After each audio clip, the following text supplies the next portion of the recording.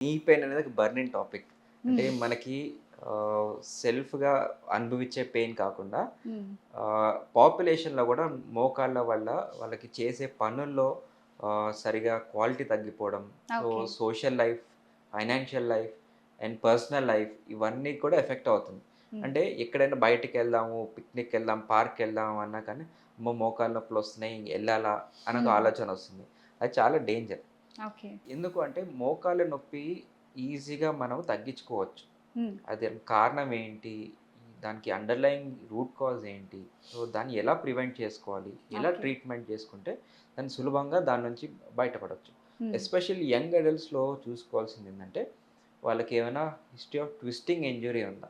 హ్మ్. సడెన్‌గా ట్విస్ట్ అయిందా కాలు? స్లిప్ అయిందా? జారి పడ్డారా? సో, ఇవన్నీ స్పోర్ట్స్ ఇంజ్యూరీస్ అంటాం. ఓకే. ఫుట్‌బాల్ ఆడినా గానీ, వాలీబాల్ ఆడినా high impact activities badminton or సడెన్‌గా డాన్స్ మూవ్‌మెంట్‌లో ట్విస్ట్ అయిందా? హ్మ్.